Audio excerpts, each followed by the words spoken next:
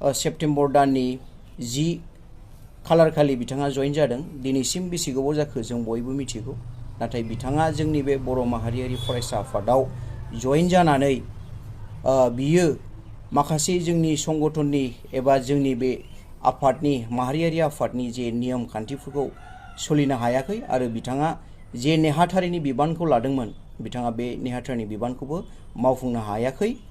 बिथाङा जोंनो बेखौसो फोरमायहरदोंमोन बावैसो सिगां जेनोखि बे गावनि बिबानखौ मावफुंनो हायैनि जाहोनाव बिथाङा जोंनो बाय फनजों जोंखौ फोरमायहरदों, आङो बे बिबानखौ मावनो हालिया, बिनिखायनो आं जेबो बेवहाय एक्टिभ रल लालिया होननानै बिथाङा जोंनो एडभान्सनो बे खौरांखौ जोंनिसिम हरदोंमोन। दा जों बिनिखायनो बिथांखौ जों सिगांनो बियो एक्टिभ रल लानो हायैनि जाहोनाव जों बिथांखौ जोंनि दोलोनिफ्राय जों बेखौ एंगारनानै दोननाय बायदि जाखादोंमोन।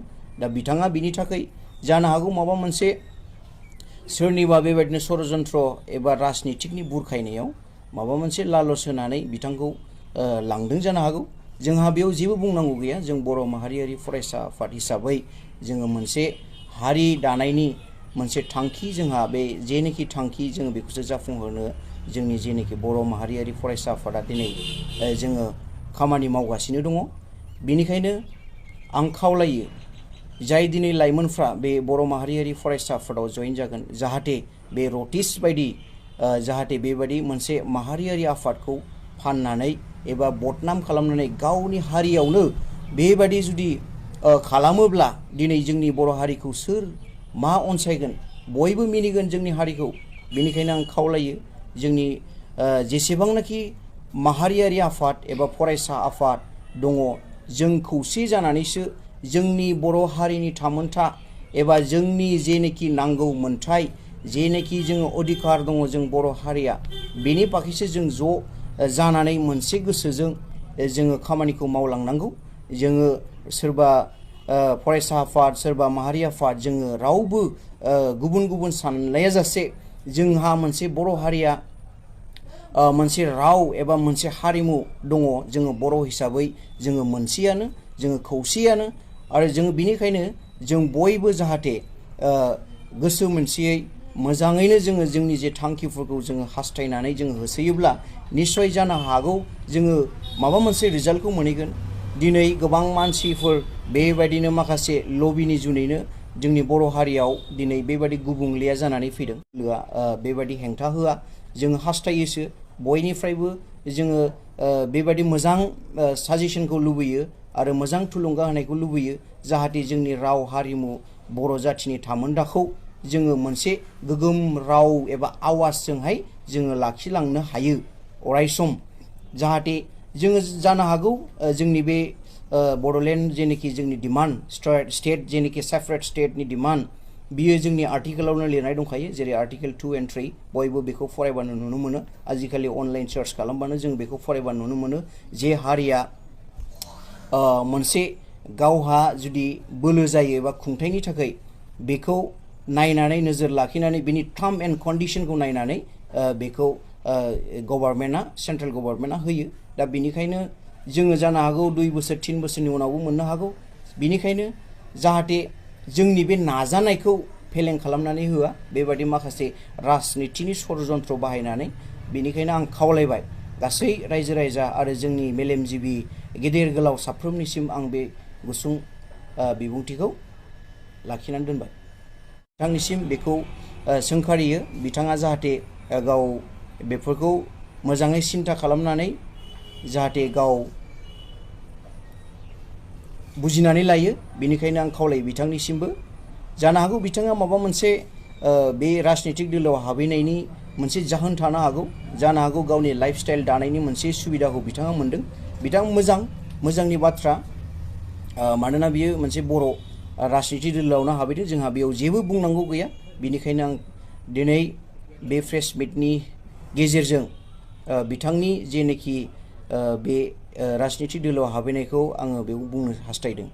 आरो बेजों लोगोसे आं बुंबावनो हास्थायदों दिनै जोंनि बर' माहारियारि फरायसा आफादा जोङो सेन्ट्रेल लेभेल, डिस्ट्रिक्ट लेभेल सावरायनानै गोबां जोङो बेबायदिनो माखासे जोंनि गेजेराव दिनै बर' लाइमोनफोरा बेबायदिनो गोबां गाज्रि बेसादफोर जानानै गोबां बेबायदि लाइमोनफ्रा गोदाव सोराव जानानै दङ। दा जोंनि सेन्ट्रेल एबा डिस्ट्रिक्ट लेभेलाव जों बेखौ सावरायनानै माखासे बेनि एवेयारनेस प्रग्रामफोरखौ जों लानो थाखाय आखायाव लागासिनो दङ। बेनिखायनो आं खावलायो जोंनि जेसेबांनाखि लाइमोनफोर दिनै बर' हारियाव जोङो जुदि बेबायदि जौ जुवा एबा बेबायदि ड्राग्स एडिक्टेड जानानै जोंनि बर' लाइमोनफ्रा जुदि नस्थ' जालाङोबा, जोंनि बर' लाइमोनफ्रा जुदि बेफोरबायदि गाज्रि बेसाद जानानै गोबां बेबायदि जिउ गोमालाङोबा बेसेबां जोंनि थाखाय खहा। दिनै जों नुनो मोनो गोबां जोंनि बर' समाजाव बेफोरबायदिया जाफ्लेदों। जों बेफोरखौसो नोजोर लाखिनानै जोंनि माहारियारि आफाद एबा जोंनि फरायसा आफाद जेसेबांनाखि बर'नि मेलेमजिबिफोर दङ, जोङो जयै खौसे जानानैसो जों बेफोरखौ होबथानायनि राहा लामाखौ लानांगौ। आरो जोंनि जेनोखि BoNSUनि मेन उद्देश्य एबा थांखि, बे थांखियाथ' बयबो मिथिखागौ, जेनोखि जोंहा आलादा रायजो सोरजिनायनि मोनसे सिमां दङ। बे सिमांखौ जाफुंहोनो थाखाय जोंनो बयनिबो सहायनि गोनां। बेयाव सोरबा जों राजनितिक दोलोखौ बखिनो थाङा, सोरबा UPPL, सोरबा BJP, सोरबा कंग्रेस, सोरबा BPF, जों बेवहाय रावखौबो जोङो दुसिनो थाङा। जाहाथे जोंखौ बे बर' माहारियारि फरायसा आफादखौ जोंनि बे थांखिखौ जोङो होसोनायाव एबा नाजानायाव जाहाथे जोंखौ रावबो राजनितिक दोलोआ बेबायदि हेंथा होआ। जोङो हास्थायोसो बयनिफ्रायबो जोङो बेबायदि मोजां साजेसनखौ लुबैयो आरो मोजां थुलुंगा होनायखौ लुबैयो, जाहाथे जोंनि राव हारिमु बर' जाथिनि थामोन्दाखौ जोङो मोनसे गोगोम राव एबा आवाजजोंहाय जोङो लाखिलांनो हायो अरायसम। जाहाथे जोङो जानो हागौ जोंनि बे बड'लेण्ड जेनोखि जोंनि डिमान्ड। आं जुमदुवार खोन्दो बर' माहारियारि फरायसा आफादनि जानानै बिथां रतिश नार्जारिनि सायाव बेखौल' खेंफोरथि होनो सानदों। बिथाङा जोंनि BoNSUआवहाय, जुमदुवार खोन्दो BoNSUआवहाय बिथाङा नंगौ बियो सासे नेहाथारि हिसाबै जोङो सायख'नानै मोनदोंमोन। नाथाय जोंनि दुखु गोनां बाथ्राया बिसो बिथाङा दिनै बर' हारिखौ सिबिनो फैनायाव बिथाङा सोरनि खैसाराव बा सोरनि राजनितिनि खैसाराव मा साननानै बिथाङा दिनै BoNSUखौ नागारनानै गुबुन मोनसे राजनितिक आफादाव हाबैखो, बेखौ जों मोनला साला। बिथांनि जे जोंनि BoNSUखौ नागारनानै थांनायाव जोंहा जुमदुवार खोन्दो बर' माहारियारि फरायसा आफाद हिसाबै जोंहा बेवहाय जेबो खहा गैया।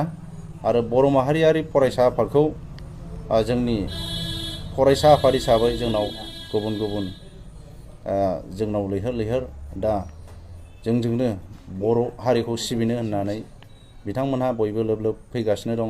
आरो जोंहा बिथांनि सायाव जोङो एसेबां जों सानाखै, आरो बिथांनि थांनायाव जोंहा जुमदुवार खोन्दो हिसाबै जेबो खहा जाया। नोंथांमोननि जुमदुवार खोन्दोआव रायजो राजानिफ्राय BoNSU हिसाबै नोंथांमोना माबायदि अनसायनाय मोनदों होननानै बुङो? BoNSU हिसाबै, जुमदुवार खोन्दो हिसाबै जोङो जुमदुवारनि खोन्दोनि सिङाव थानाय जेसेबांनाखि गामिफोर दङ, बे गामिफोरनिफ्राय जोङो दाखोलनिफ्राय जोङो खोन्दोसा दानायाव जोङो बिराद सापर्ट मोनदों। रायजो राजानिफ्राय जोङो बिराद इन्टेलेक्सुयेलफोरनिफ्राय जोङो सापर्ट मोनदों। आरो सापर्ट मोननायनिनो दिनै खोन्दोसा मोननै खोन्दोसाखौ जों दाफुंनानै लानो हाबाय। आरो जोंहा मोनसेल' दंसै सराइबिलाव खोन्दोसा दानाय, बेखौ जोङो दागोन। आरो बे खुब सम्भब बे खम सम दिननि गेजेरावनो जोङो बे खोन्दोसाखौ दाफुंनानै लानाय जागोन। Good afternoon media friends.